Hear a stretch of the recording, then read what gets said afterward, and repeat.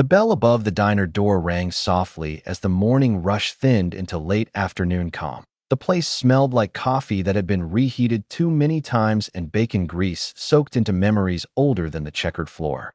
Red vinyl booths lined both sides, cracked from decades of tired customers and hopeful conversations. At booth number 7.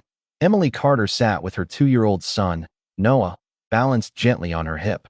Emily wore a faded red shirt and a blue apron. One she had washed so many times the logo was barely visible anymore. Her hair was pulled into a messy bun, not for style, but for survival. A few strands escaped and framed her tired face, eyes shadowed from sleepless nights and silent worries. Noah clutched her shirt with one tiny hand, the other holding a half-eaten pancake. Emily stared down at the receipt on the table, $18.47. Her fingers trembled slightly as she counted the money beside it. Crumpled dollar bills, loose coins, and a single $5 bill folded twice. She swallowed. The babysitter had canceled again. The bus was late this morning, and rent was due in 3 days. She slid the $5 bill toward the receipt and circled the tip line with her pen.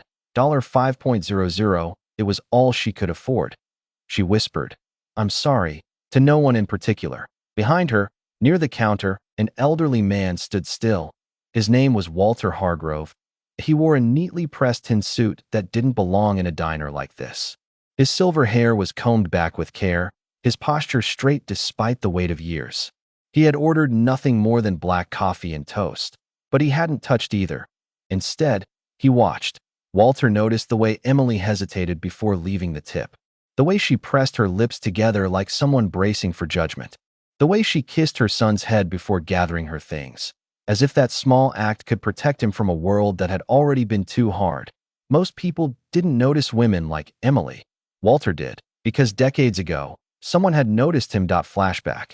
1968. Walter was 19, broke, and freshly discharged from the army.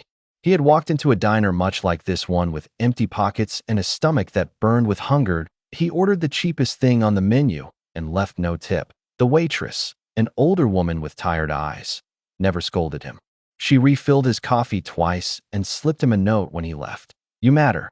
Don't forget that."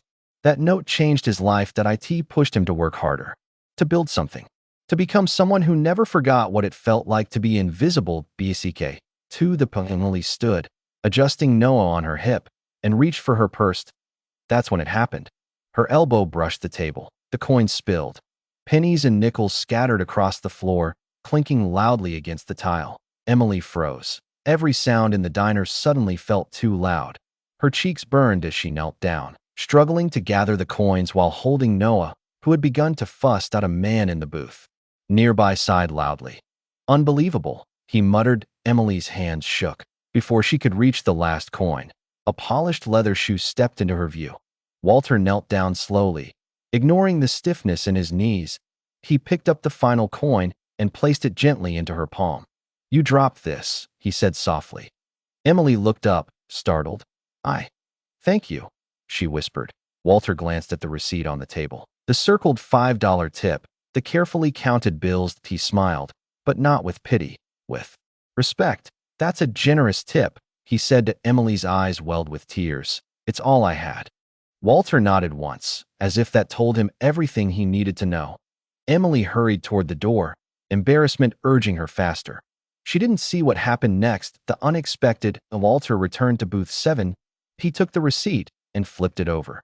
Then he wrote something that he left cash on the table. Not a 5, not a 20, but $300. Under it, a handwritten note. "For the days when trying your best feels like it isn't enough. It is." He stood, paid his check, and walked out. The waitress, Linda, discovered the money while cleaning the table. Her eyes widened. She rushed outside. Emily was buckling Noah into a rusted old sedan when Linda called out, "Ma'am, wait." Emily turned, fear flashing across her face. "I didn't do anything wrong, I swear." Linda held out the money and the note. "This is yours." Emily stared at it. "No, there must be a mistake." Linda pointed through the diner window. "That gentleman left it for you." Emily looked back inside. Walter was gone. Her knees buckled. She sat down on the curb, clutching the note as tears finally broke free.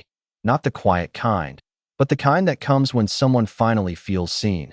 That money paid her rent, it paid for Noah's daycare, it paid for groceries that didn't come from the clearance rack. But more than that, it gave her something she hadn't felt in years. Hope. One year Emily stood behind the same counter, this time as the diner's new manager, avoiding late fees, saving slowly, studying online at night while Noah slept. The bell rang, an elderly man entered. Same tin suit, same calm presence. Emily recognized him instantly. She stepped forward, heart racing. "You don't remember me," she said. Walter smiled. "I remember everyone I help." Emily placed a coffee in front of him. On the house, she slid a folded note across the counter. "I matter. I didn't forget." Walter closed his eyes for a moment and smiled. Sometimes, the smallest tip isn't the money you leave behind, it's the kindness you give when no one is watching.